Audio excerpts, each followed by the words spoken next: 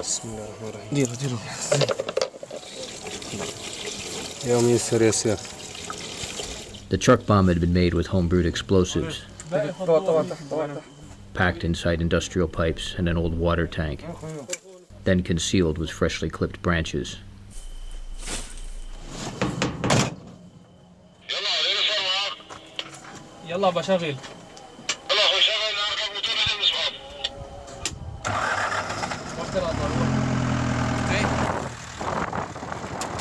The task tonight for these anti-government fighters is to destroy an army checkpoint at the entrance to Syria's largest city.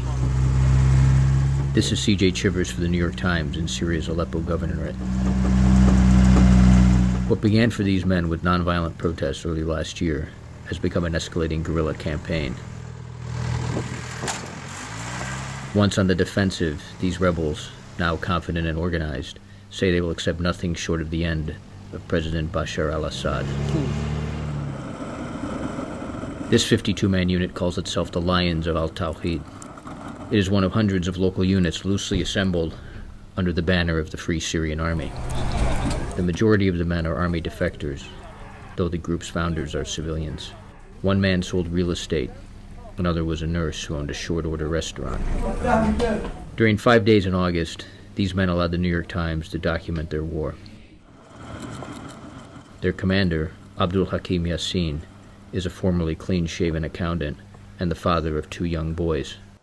Outside support is scarce. Hakim and his fighters rely on smuggled or captured firearms and makeshift weapons from local workshops.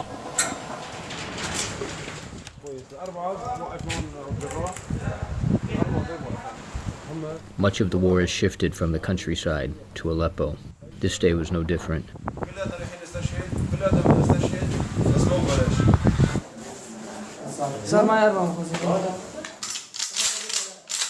After being issued weapons and ammunition, some men fell silent. The drive to Aleppo must be fast to avoid attacks from government aircraft. The roads are nearly deserted.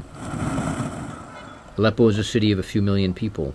Most remain inside by day, seeking shelter from shelling and airstrikes. Hakim and his men move into an apartment abandoned by a police captain who was loyal to the regime.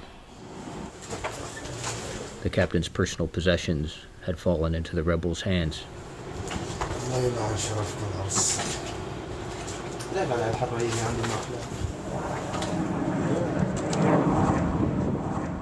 Government jets and helicopters patrol overhead.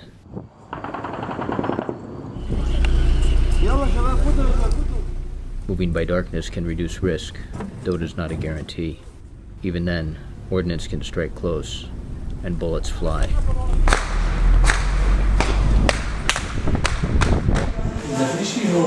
On this night, Hakim was preparing to destroy a checkpoint with the truck bomb, which could open a new route into the city. Then came a surprise. Hakim's father, who had been jailed for weeks in Aleppo, called to say he had been released. He needed a ride. Hakim had long worried that his father's arrest was a trap designed to lure him from the shadows. He had expected his father to be killed or used as bait. After driving almost a half hour, they reached a rendezvous point near Aleppo.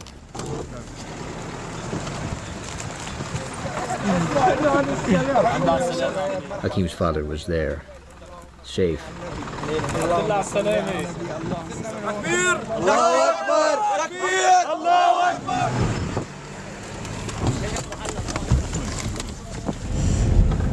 أنا عند 99% هذا كمين مستحيل. ايش فيك كميني؟ أنا بخبرك هذا ما أعرف ما تقدر تميز صوتي، أنا بخبرك إذا بدك تنقطع رقبتي. يا بابا والله صارت كثير تحت الضغط كل شيء بصير. صلي على النبي لا في ضغط ولا في شيء ابني ولا في حدا سائل ولا. بابا والله العظيم لو عرفانين احنا أنت يقسم بالله ما بطلعوك. تكبير! الله أكبر! Back in Tel Rifat, the fighters dropped off Hakim's father and celebrated his release. Euphoria soon gave way to work. The weapons were ready, the plan almost complete. The base had another recent arrival, Abu Halal, a prisoner. The rebels said he was an ex-convict who had confessed to killing 6 people and raping a woman while fighting in the Shabiha, one of the militias loyal to the government. Bruises cover him. Whoever had held him before this night had beaten him severely.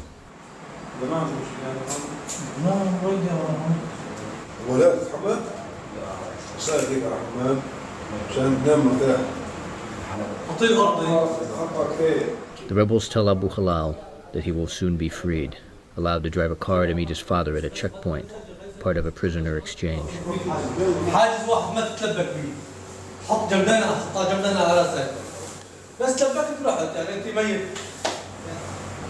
Though neither he nor the 2 journalists present knew it, he was being duped. Abu Halal would be driving the truck bomb, which had been rigged for remote detonation. He was not to be freed. He was to be an unwitting suicide bomber. Shortly before dawn, the rebels blindfolded Abu Halal and sat him in a pickup truck that would accompany the bomb.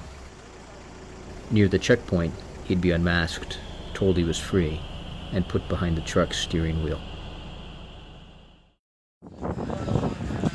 Hours later, the fighters returned, dejected. The prisoner had fallen for their deception and driven to the target. The bomb did not explode.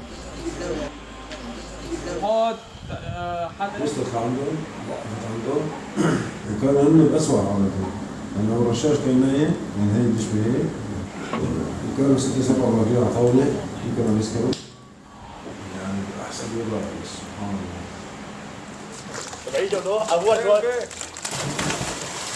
At the house of a former government official, the men cooled off in the pool.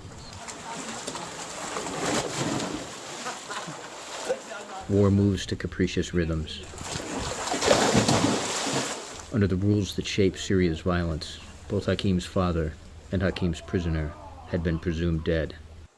Both men survived for a dawn Hakim did not think they would see. It is, he said, the game of fate.